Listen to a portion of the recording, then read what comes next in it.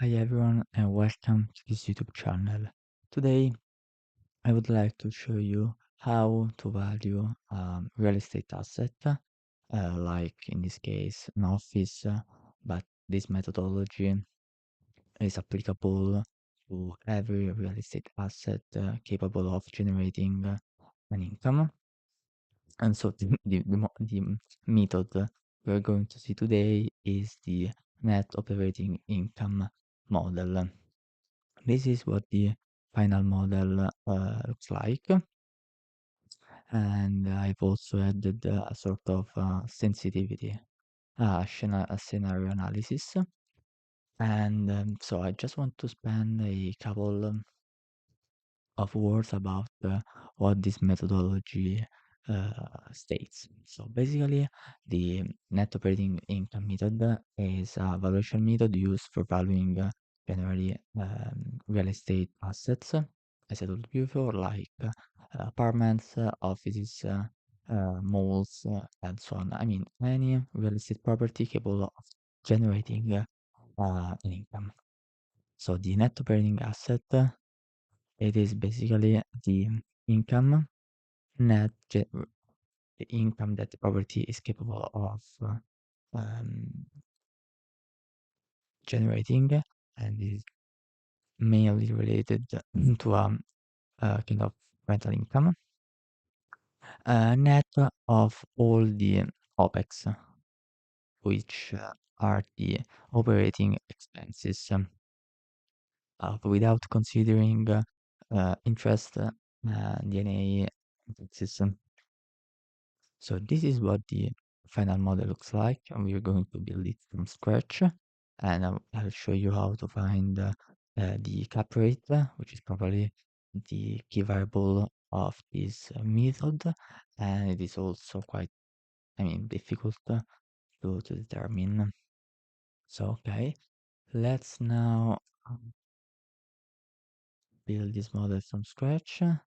So, okay, so as I said before, we're going to value in this case an office, but you can also change it with, for instance, an apartment. The location of the office is Milan. The valuation date is today. And the square meters of the property is given input. So in this case, is 400 square meters. For the cap rate, let's keep this part from now. The currency is the euro. We're going to add this data validation maybe later. Otherwise, we could this now. Yeah, let's do this now. For instance, Alt A W. Let's go on a list. The source is this one. Okay, perfect. So we have our validation and number of months in a year obviously is 12. So let's now add this formula. So if this is equal to this, then give me 1. Otherwise, if this is equal to this, then give me 2. Otherwise, give me 2.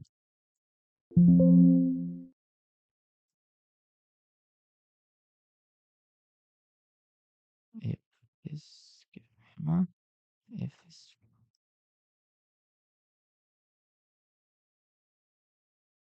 right, this one, I should give me 2. Return me 2.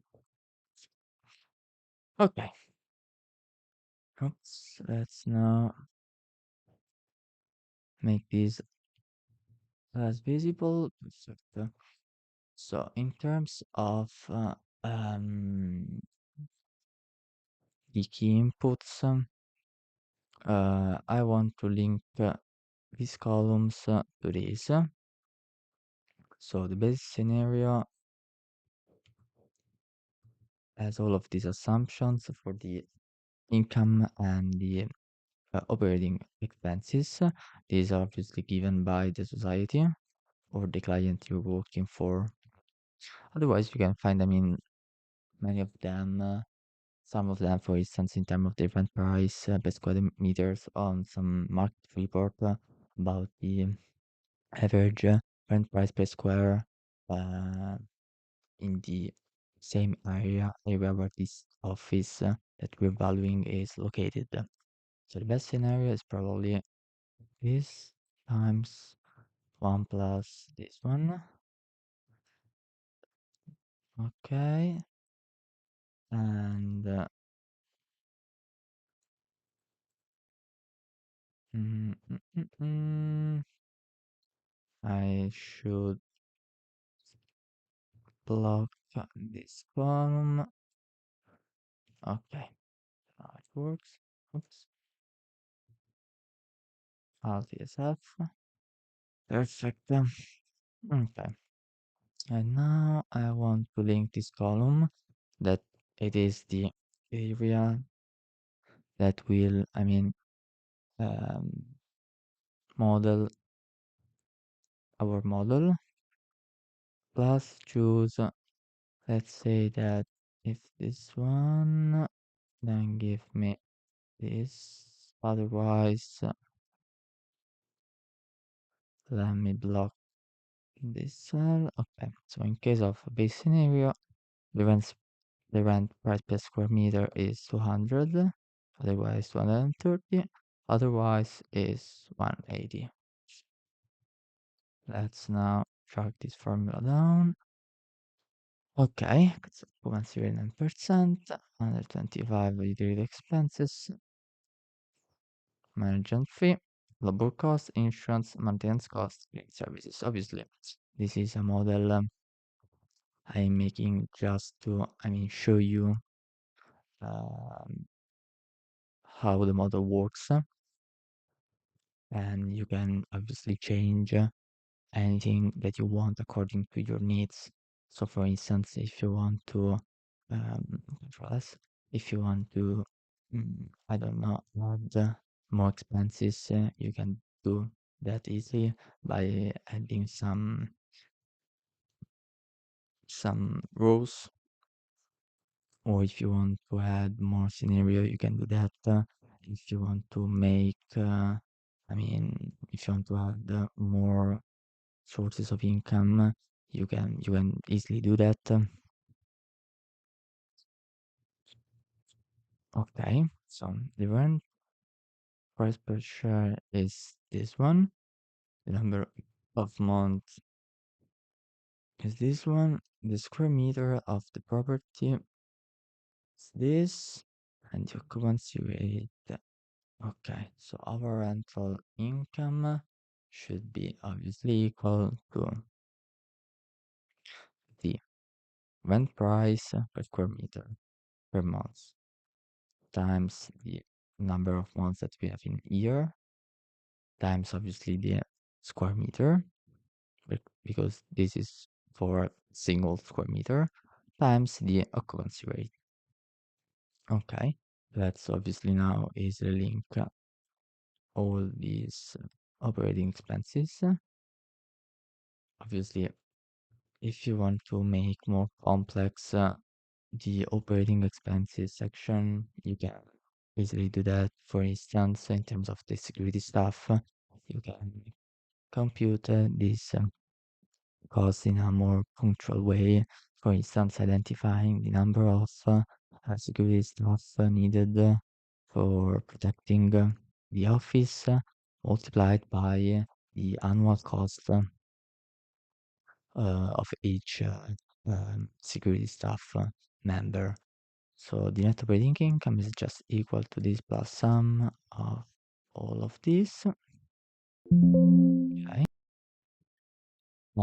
Sorry, minus. Okay, so in terms of the cap rate, you can find a cap rate just going online and looking at the market reports released by real estate societies or real estate asset manager.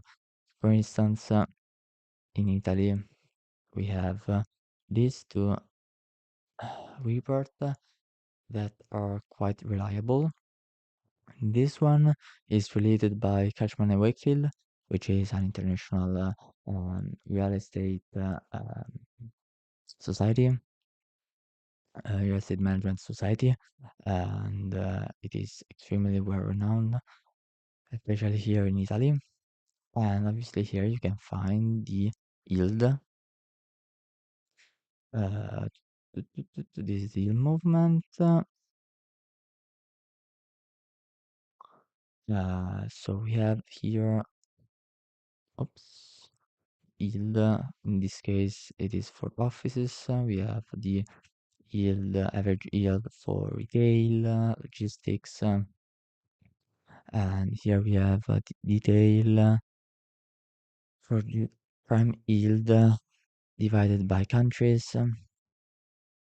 I think if you just go online and I don't know, typing average yield for I don't know apartments in I don't know, US, Europe, you can find um, you can find tons of information about the corporate.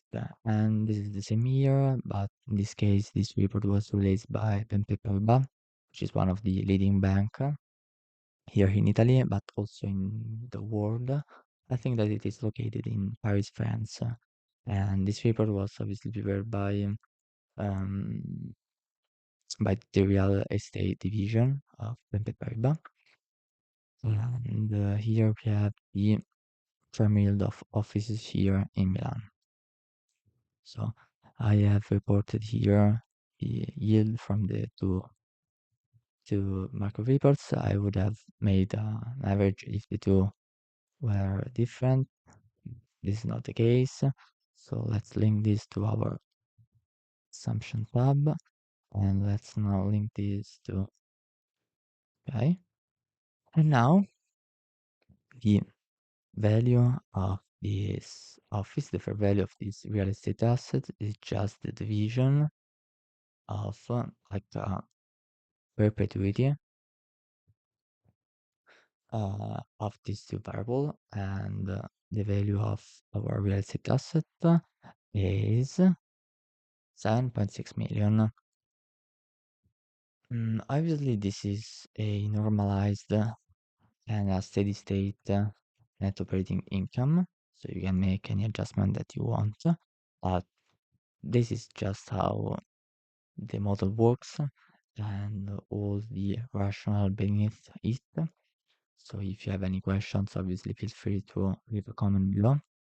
If you want the model, I'm going to leave my uh, email below, so just send me an email and I'll send you back the model on Excel, so you can make any change that you want.